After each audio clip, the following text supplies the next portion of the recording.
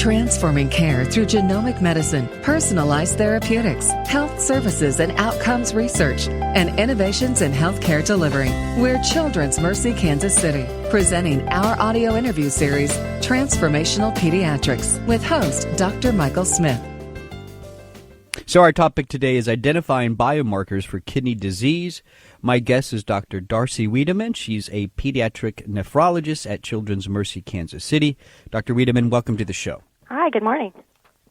So let's just kind of, like, as a review first, tell us a little bit about the prevalence of chronic kidney disease in children and what are the main causes?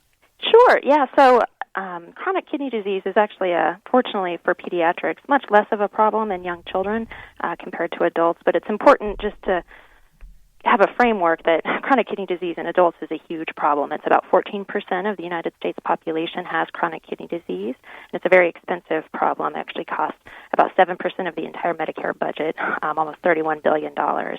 Fortunately, wow, it's a huge deal for the government and also for our patients. And, in children it's a little different. Fortunately, children comprise a minority of this population, probably a few thousand children with end-stage renal disease, although a much higher proportion who have chronic kidney disease. What's interesting in children is the etiologies are a little bit different. More than 50 or 60% of children with chronic kidney disease are due to underlying congenital abnormalities of the kidney and urinary tract, so congenital problems that they're born with. And this is in stark contrast to in the adult population where diabetes and high blood pressure account for the vast majority of chronic kidney disease in adults. Yeah, so we know that in the adult population there are different biomarkers, and one that really has been shown to be quite a reliable predictor of disease progression is called suPAR. But now your group and Children's Mercy is interested in this same biomarker in children. Tell us a little bit about what the suPAR biomarker is. Sure, and I guess the one important thing to note is that the state of research with biomarkers in chronic kidney disease is really, we have a lot of work to go. And right now, traditional biomarkers typically are, we use high protein in the urine or proteinuria, and high blood pressure are sort of the two most important risk factors that we know currently we use for prediction of chronic kidney disease progression and eventual need for kidney dialysis or kidney transplant. The important thing for children is that we know that these are important biomarkers, but the thought is there may be much better ones out there. Like I mentioned, more than half of our children have underlying problems, congenital problems, and many of these children do not have proteinuria or high blood pressure as part of their disease process. And so, really, there's been a lot of interest in developing biomarkers, particularly in pediatrics, for children who may not have evidence of the traditional risk factors, but still have that same risk for progression to end-stage renal disease ultimately. And so suPAR is one of the new biomarkers that's out there that's caused a lot of interest in the field in the last year or two. And it's a simple protein that's expressed in a lot of different cells in your body, but is also expressed in the kidney, in particular the podocytes, which is part of the important filtration barrier in the kidney. And it's a simple protein that we can measure in just a few hours in the blood that has been shown in adult populations to be actually much more predictive of adults' development of chronic kidney disease over a period of several years.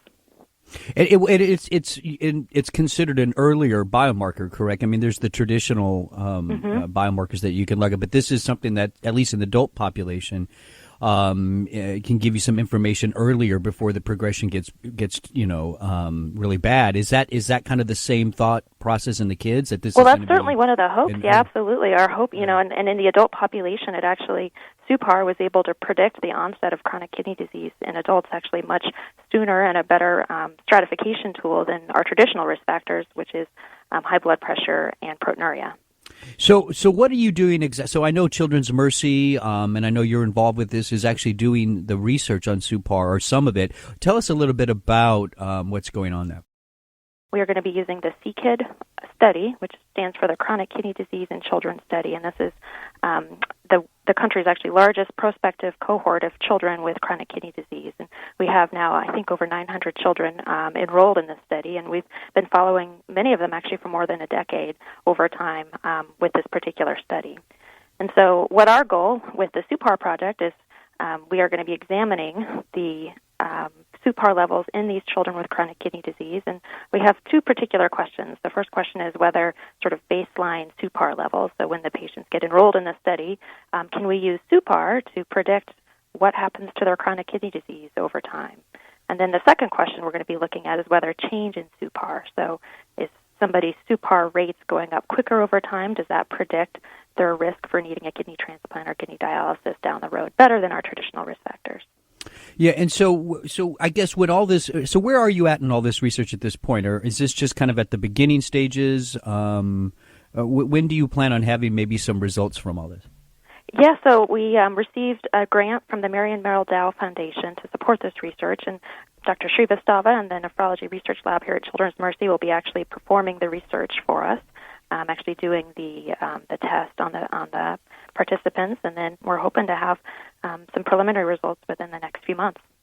And so just to kind of summarize it all, Dr. Wiedemann, so we have a potential biomarker that could predict progression to chronic kidney disease, maybe even an earlier marker, but also will be used hopefully to follow the progression of treatment as well. We would like to see the SUPAR level come down, obviously, if we're treating appropriately. So this is really exciting work, and I wish you the best of luck with the research that you're doing, and thanks for coming on the show. You're listening to Transformational Pediatrics with Children's Mercy Kansas City. For more information, you can go to childrensmercy.org. That's childrensmercy.org. I'm Dr. Mike Smith. Thanks for listening.